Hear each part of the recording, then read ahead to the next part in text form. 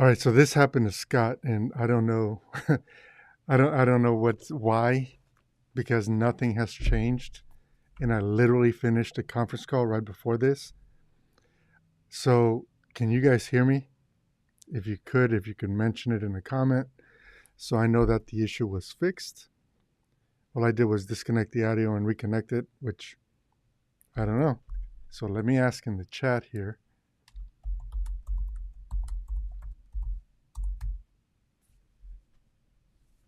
Can you guys hear me? Is the sound okay? Okay, good. Kevin can hear. So can the rest of you all hear? So I was saying, I don't know. Like it happens to Scott. Thank you. Okay, thanks, Gabriel. And thank you, Anthony, for saying this. So let me just start over. And no, I didn't try to copy Scott, which when it happened to Scott, I gave him shit for like days via text. So I'm sure if he catches this, it's going to come back on my end too. Still works. Always good to see you, man. Thanks for stopping by. So as I was trying to say when nobody could hear me, I want to talk today about shooting in low light and what does that actually mean? Like because I feel like everybody has their own interpretation of what that actually means. And I think it's unrealistic to think that we can shoot in the dark and then expect to get a good image. And I've done several videos on my channel where I talk about this in the past. I have, well over 8 terabytes of low light content that I've shot on Komodo. And what I'm about to show you all and what I'm going to go over here and share has all been shot in either available light, low light scenarios, or scenarios where only practicals were used.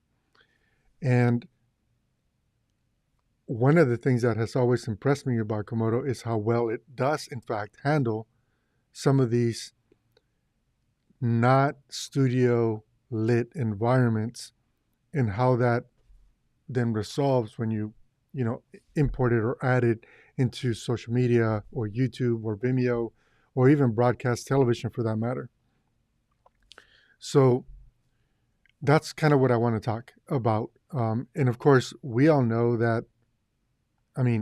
because of the marketing that the low light standard was set many years ago thanks to content that Philip Bloom put out about the Sony A7, A7S, and then later on A7S II, and ultimately the modern A7S III. So if we use the modern Sony A7S III as a standard of what low light capture and what low light capture can look like, without doing a one-for-one comparison against a red camera, in this case, OG Komodo, how would it stand up? Why don't you guys let me know in the comment what you guys think that answer would be? Would Sony A7S III perform or outperform, say, OG Komodo? Or do you guys think that OG Komodo could go toe-to-toe against the Sony A7S III? I'll wait here a few minutes and see if you guys actually comment with your thoughts. I'm guessing that a lot of the people that are listening or watching this live stream probably own a red Komodo, have used a red Komodo. I'm also guessing that many either own or actively use Sony cameras, pairing them with whatever other camera or camera system it is that they might be using. I tried that for a while. I had the Sony A7S III. I had the original Sony A7, the original, like the first mirrorless that Sony put out. I had that, and then I bought the Sony A7S, the original one. After shooting with the original Sony A7S, I was not thrilled at all with the image and the amount of noise that sensor, full frame sensor at that, is able to collect. So I got rid of it. I couldn't really handle it. And then several years later, in my journey of going through, I ended up falling for the hype again. And I bought the Sony A7S III and also the FX6, which, by the way, the FX6 is better than the Sony A7S III 10 out of 10 times for someone like me. Maybe not everybody else. And obviously there's a price difference between the two, but there has been a lot said about how it's effectively the same sensor with the same type of results. So, okay, I'm not seeing anybody comment on whether the OG Komodo can go toe-to-toe with the Sony A7S III, but I'll tell you all that, well, hell, why not just show you? And here's what I want you guys to do, okay? So this video, if you haven't seen it already, it's on my YouTube channel. And if you want to download the full quality version of the video that I'm about to show you, let me know in a comment, and I'll be sure to make it available for all of you or anyone who is skeptical about what I'm about to say. So I'm going to show you a video that I shot a while back, and I want you guys to pay attention right away in one of the opening shots at the shirt that I'm wearing, and then also the wall in the background.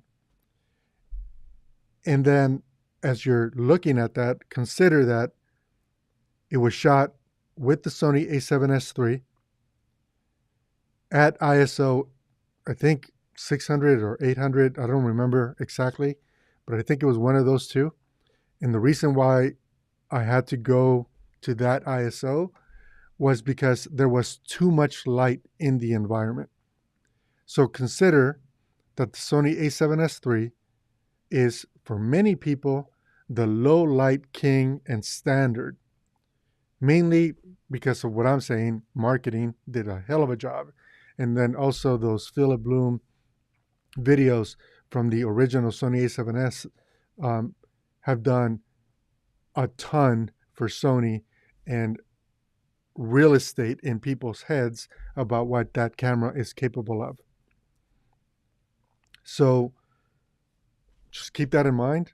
I'll try not to interrupt. I'm going to let the audio play in this video, but let's just take a look at the video that I'm talking about, and then you guys can tell me in the comments if you think that I'm shooting in too low of a light, at the wrong ISO or exposure, and if you would have expected the Sony a7S III to perform better in that scenario.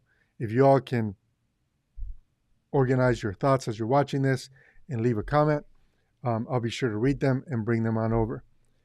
So let's just get this started.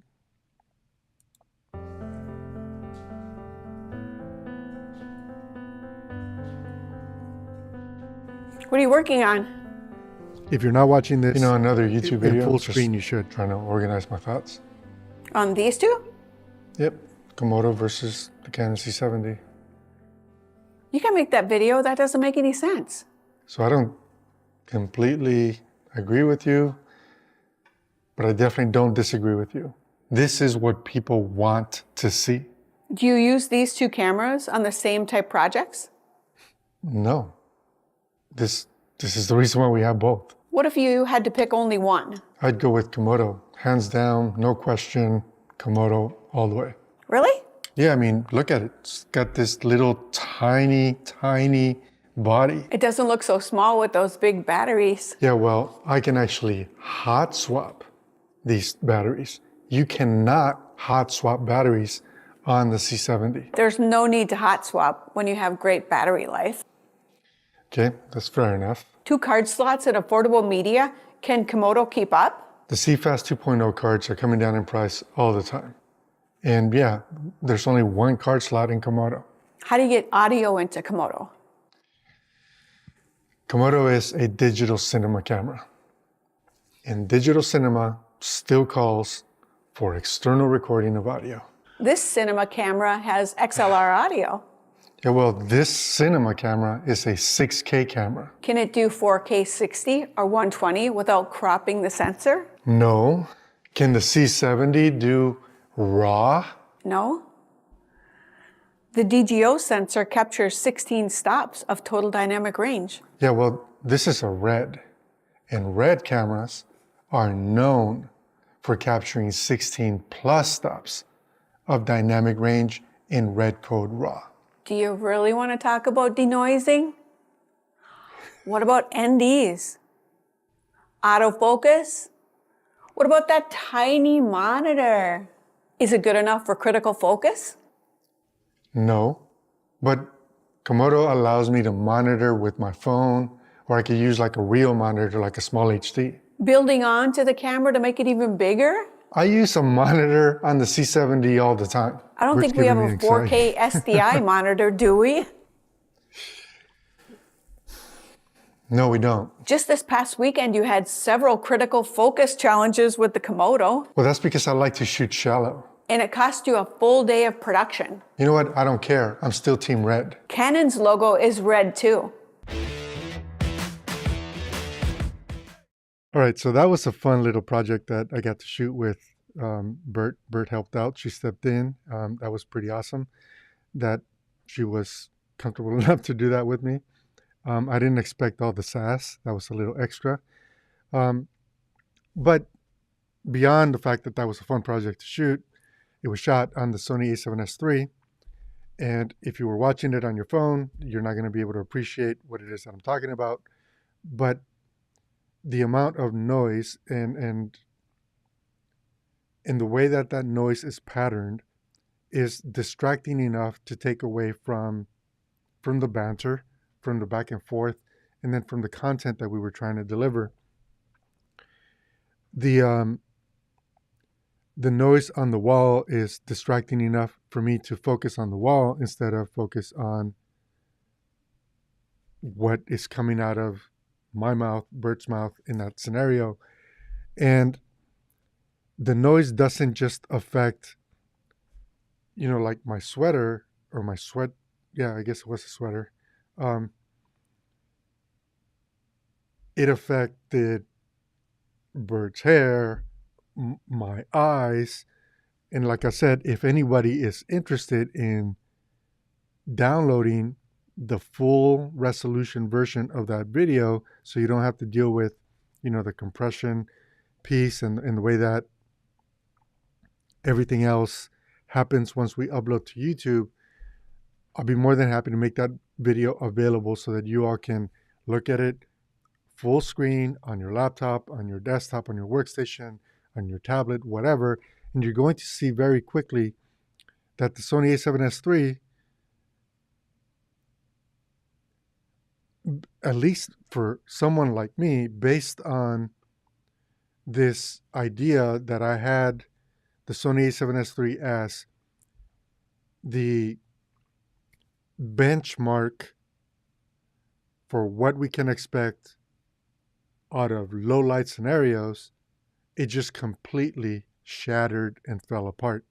And in fact, it did so to the point that it like hurt my soul a little, that I was gullible enough to believe the marketing, believe the hype, and buy the camera. And immediately after that video that you all just saw, I sold it, I got rid of it. I couldn't handle dealing with that.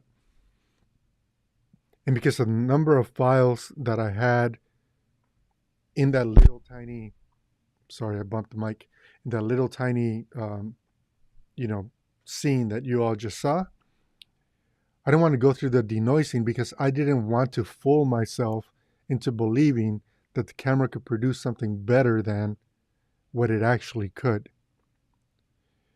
And I'm not saying that it's not a good camera and that you can't, overexpose by 2 stops and then bring it back down in post and, find your workarounds to get a cleaner image.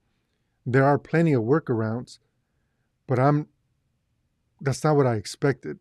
And I guess the veil was lifted for me, and I thought that can't really be as awesome as everybody else wants me to believe that it is. Because now I have experience. And of course, I didn't just shoot one project. I shot multiple projects. And I had started seeing that pattern. And I purposely shot that entire little, C70 versus red Komodo video at night on purpose so that I could use artificial light so that the windows in the background were completely dark and so on. So I did it just to sort of fact check myself and what it is that I believed. And the results, I wanted to just be transparent and share them. And what's interesting is that, at least on YouTube, no one commented anything negative about the noise or the quality or the artifacts that happen in my eyes, in Bert's eyes, in her hair, in the background and so on, because of the way that the noise is handled on the Sony a7S III. And, frankly, with a lot of clients, the ones that are not discerning that way, they don't care. They don't care. It's going to be on Facebook and they're going to watch it on their phone. So who cares? But if you're working, say, something for broadcast delivery, Well, now people are going to watch it on their 42-inch TV or 52-inch TV or 87-inch TV or their projector, and all of a sudden those things become much bigger problems. And that is now the majority of the space that I work in, which is why I've now sort of created a case for what marketing tell us is the low light king, Sony a7S III, FX6. They use the same sensor. Apparently they use very similar image processing. So let's say Sony cameras, king of lowlights. That is the benchmark. So now let's take a look at what OG Komodo can do in a low light scenario. And I really genuinely want to see in the comments from you all if you believe the Sony a7S III was shot with more ambient light, or if the OG Komodo was shot with more light, or if the lighting scenario or situation was exactly the same for the two. Now, the other thing that this is going to help us do is we're evaluating a camera's performance outside of a fixed studio environment because, some of the younger people on YouTube specifically believe that those are a waste of time, boring, and lame, I believe is the word that was used. So that was a test with the Sony camera, an actual project shot with the Sony camera, and we all saw what that performance is. And again, if anybody wants to download the original file so you can pixel peep to your heart's content on a full screen, I'll make that available. But for now, let's take a look at how Komodo performs in what I would call a low light environment. And this, by the way, is graded with my Tando LUT, okay?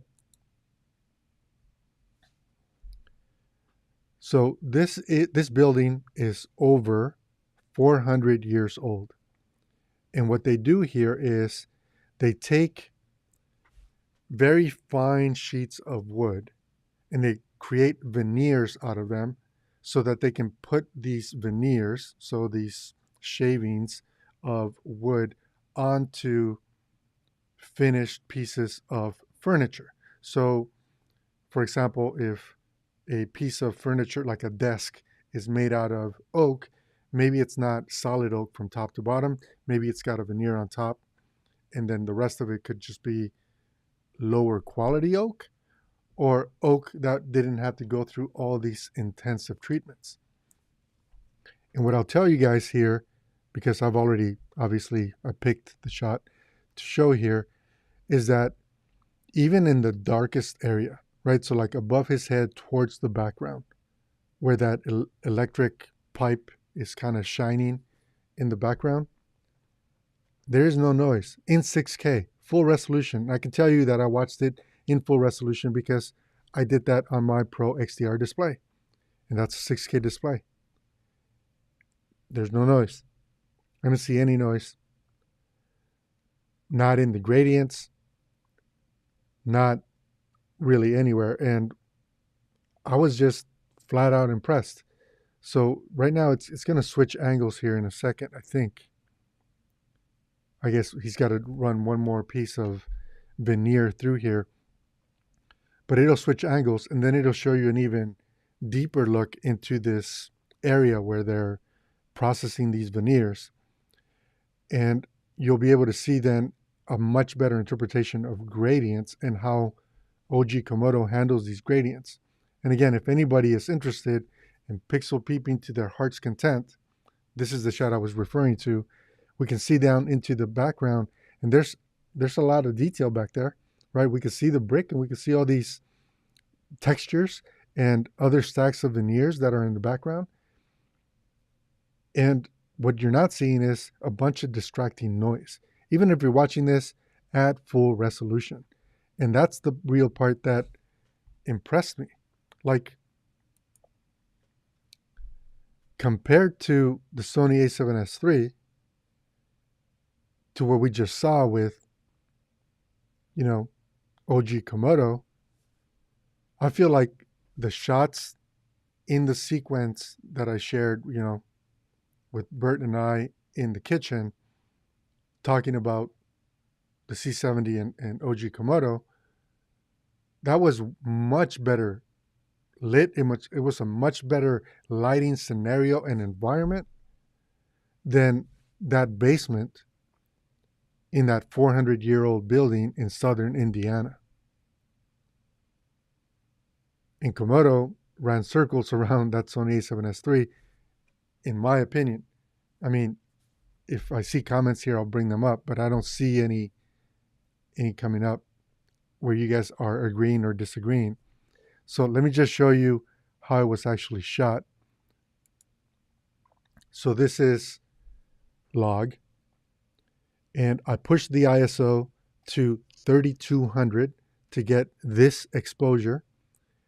I did use a fast lens, so I shot this at f1.8. This lens in particular is the 16 millimeter RF lens, which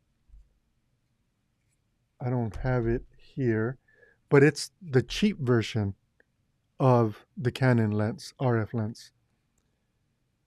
And that's how I was able to get such a wide shot, because effectively on Komodo, which is Super 35, unlike the Sony a7S III, which is full frame, I needed a wider lens to end up with in that 24-ish realm. But again, even in the log image, I don't see any noise. And I can blow it up to 150%, 200%, and I'm not running into any image or quality problems. And I think that's really kind of like my takeaway. It's like, so if this is, in my opinion, I'll say this, the red Komodo exceeds the benchmark, the mental real estate benchmark that everybody has about Sony cameras and low light shooting. It exceeds it. So what can we expect out of Komodo X? Because we've been told that Komodo X has improved performance in the dark areas of our frame.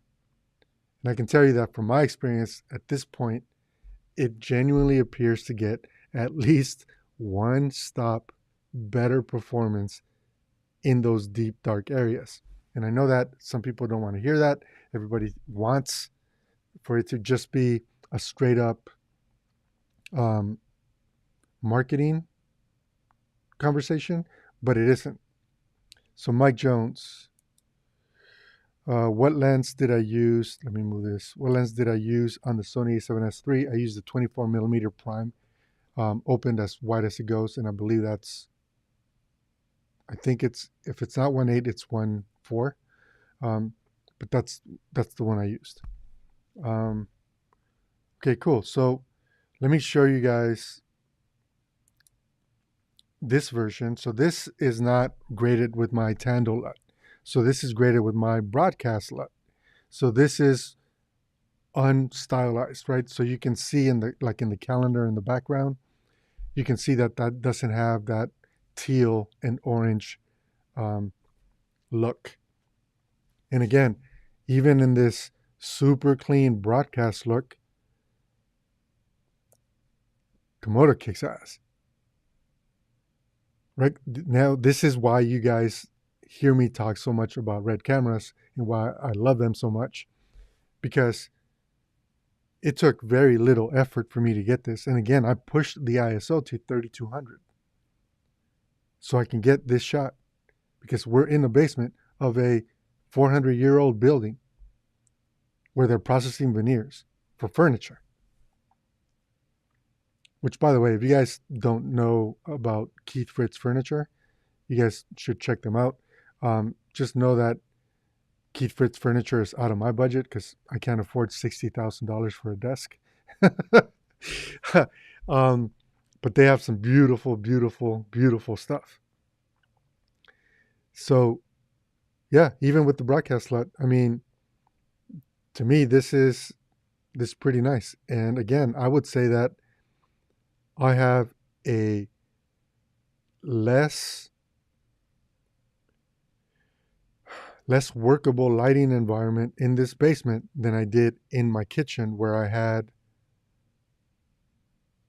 10 par lights, 3 bar lights, a dining room drum light, all lighting up that space. So I guess this is going to lead me back to the original question, which is, what does shooting in low light mean? What does it mean to you? I'm genuinely curious, because if it means something very different to you than it does to me, then when I show you the results from Komodo X and the low light test, I'll be sure to include some of those types of shots that maybe I hadn't considered. But again, I'll just say that shooting in the dark is not my idea of low light shooting. I've never actually done that, and when I have, I've used infrared light to get what I needed out of that shot. But what do you all think? I feel like I'm just rambling now, but I think I made a point, right? So if we knew what the standard was, I just showed you what Komodo can do. So then what and how much better will Komodo X be? And for that, you have to wait till the next video. And obviously, this is probably a good time to say that if you're not subscribed and you want to see that type of content, you should. And if you enjoy this type of content, you should smash the like button. I know I'm trying to grow the community with people that are real filmmakers and not just interested in YouTubers. And I know that that's going to offend some people, but I want to be part of this new wave of YouTuber and not someone that is always asking you to buy a product, check out this brand deal that I just finished working on, and try to convince you why you should go spend your hard-earned money with any one company. So that's kind of where I want to be. So let me take a quick look at some comments here. So A7S3 needs expert level lighting. I would say that it needs way more than that. You also need to ignore everything you know about exposure and then always expose to the right by more than 2 stops, and then you're going to be in good shape. If you can protect your highlights and still do that, you're going to be in good shape. So I talked about which lens I used. I've used the Z9 with the Nikon NOC 58. The footage in the dark looks cleaner than the Sony A7S III using 50-1.2. That's actually good to know. I've never shot with the Nikon camera, not motion anyway. I just never looked at Nikon as a motion camera company. And I get that they're very capable. When I saw the first video where they were really pushing for motion, and they had some influencer shoot this mini action movie sequence, I was not impressed with that footage, and I wasn't impressed with the rolling shutter, and there were just so many things that I just didn't think was worth trying to invest. And then also, I'm heavily invested in the types of lenses that I own, which make it more difficult for me to just dive headfirst into a new system. But that's actually good to know. How do the colors on X match up to the OG? I would say almost, if not identical. So I can use the LUTs that I use for my professional work, for my recreational work. I can use them on Komodo X or Komodo, and I don't need to make any different adjustments because I expose the exact same way on both cameras. So I would say it matches identically. All I believe the Komodo can shoot in low light. I brought it with me to shoot in a dim hallway and nothing was clipped in the highlights or shadows. Yeah, Komodo is, I feel like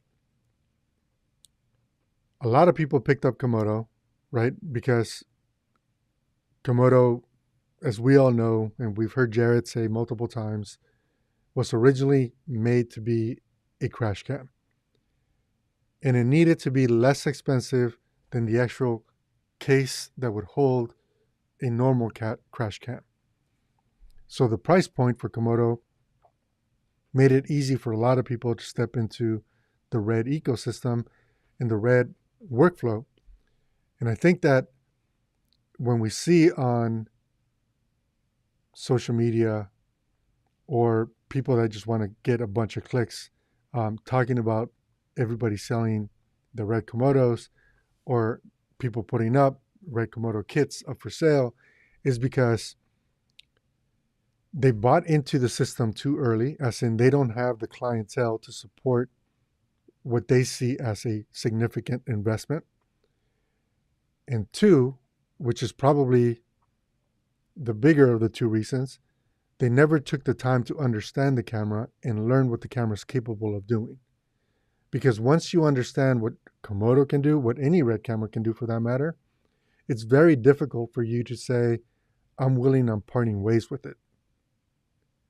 Because what Red cameras can do, other cameras can do it, but it takes an incredible amount of effort that legitimately cost us money. And I think I showed that in one of my videos where I talked about, can we get the Canon R5 8K to match Red? And the answer is we could pretty close. I mean, there were some very minute things that still were different, but we got it done really close. But what I couldn't show in that video was that it took almost 4 hours to get to that point.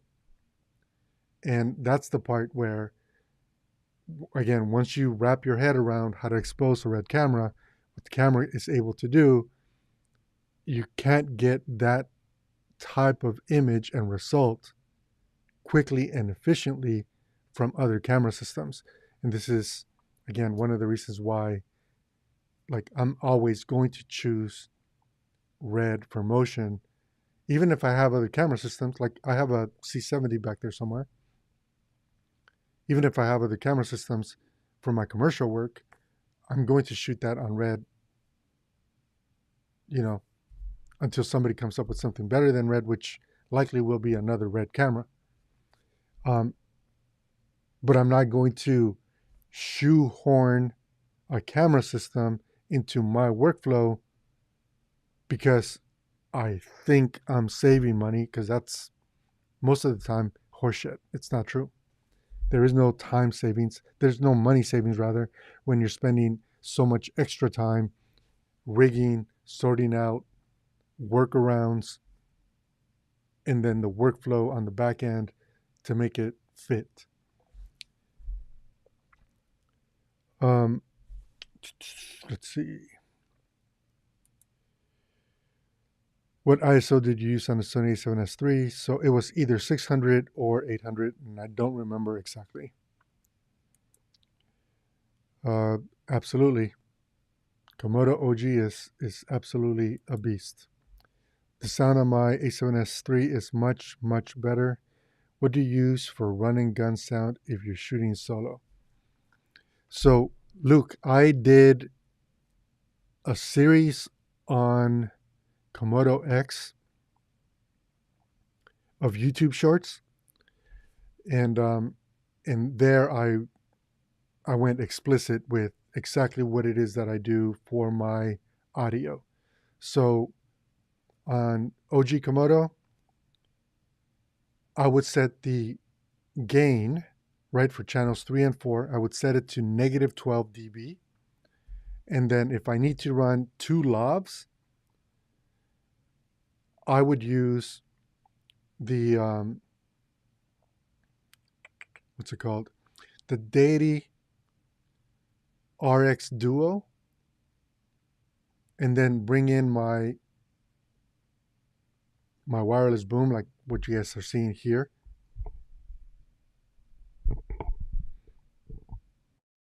And then a wireless transmitter as the lav, or 2 wireless transmitters into the Deity Duo.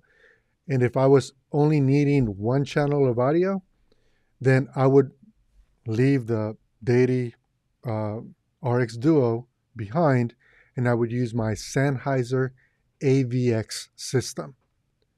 And I never had to go above negative 12 dB, and the sound is super clean, gorgeous, and it just works. So hopefully that helps. I also use the Komodo for a nighttime shoot during the street lights and it looked good. I think I saw that Steelworks. I think you shared that with me, and it damn looked, yeah, it looked great. Oh yeah, you need to go to ISO 12,800, then you will see. You know, that's kind of what I'm saying, right? So like, I don't want to offend anyone, but I'm just gonna say, if the system has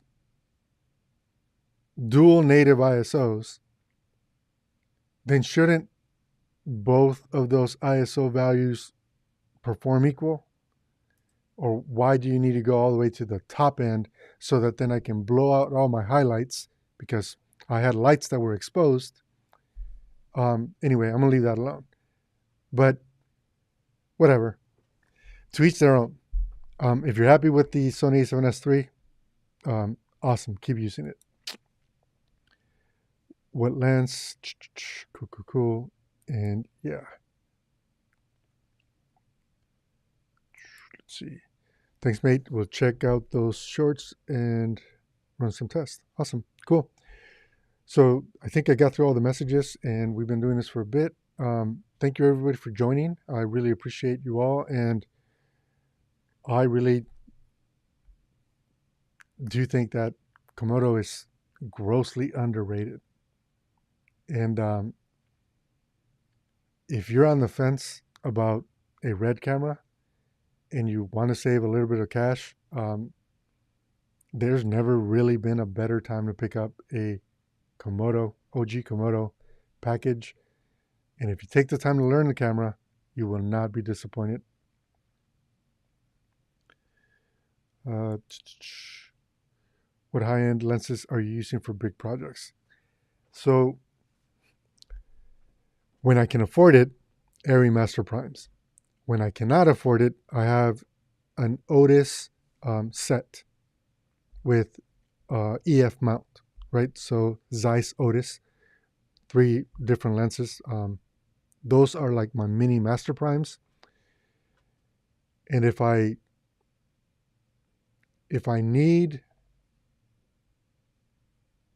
going for a specific look that is not super clean and clinical, then I use the Fujinon lenses, the zooms, very lightweight zooms.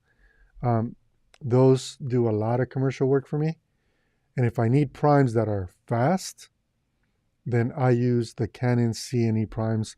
And I know that many people don't consider those to be high-end lenses, but every time that I've ever done a talking head where skin tones matter piece, regardless of the person's complexion, dark like me, darker than me, way lighter than me, no one ever complains about the way they look on Canon glass.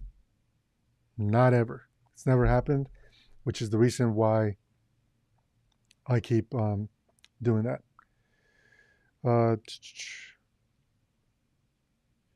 So Mike Jones is going to keep telling me how much I don't know about Sony cameras. And it doesn't matter because I don't shoot on Sony cameras.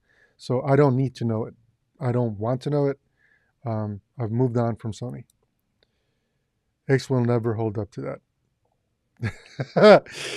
Okay, Mike. So I'm going to challenge you, Mike.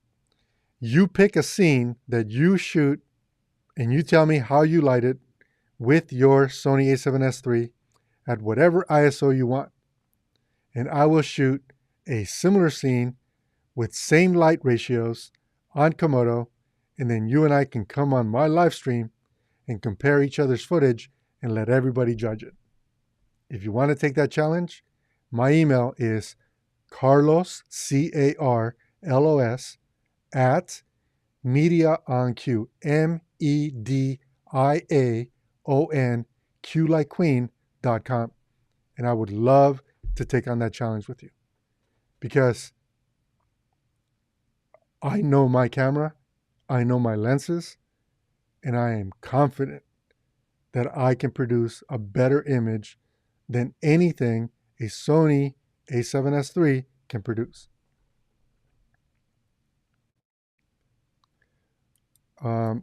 Hey, Ali, good to see you. How's the DMC3 monitor treating you? So I love that monitor.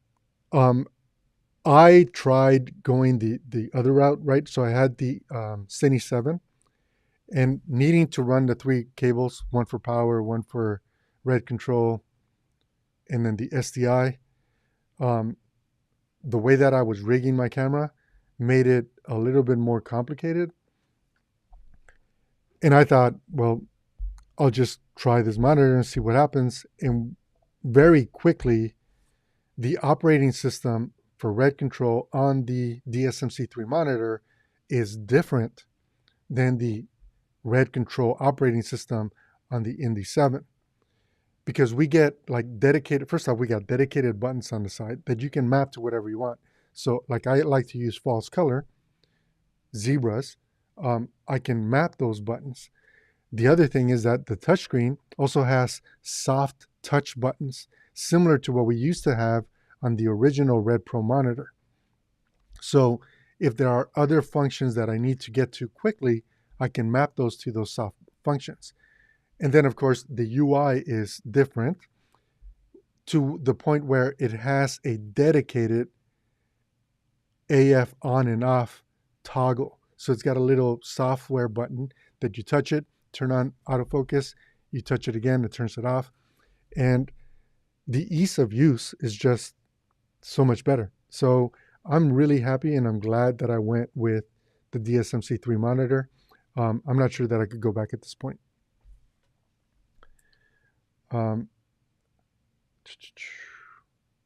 Scotty, good to see you, man.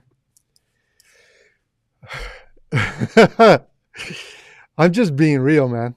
I'm not trying to say that I'm better than anybody else. I just know that I know what I can get out of the camera. And yeah, R3D is very, very, very, very, very hard to beat when compared to just about any other codec. So I'm willing, I'm pushing my camera as far as I need to.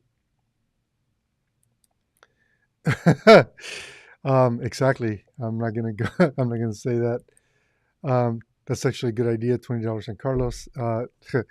Thanks, Luke. Appreciate the vote of confidence. Sweetheart, I'm doing a live, so can I see you in a few minutes? Love you. Bye.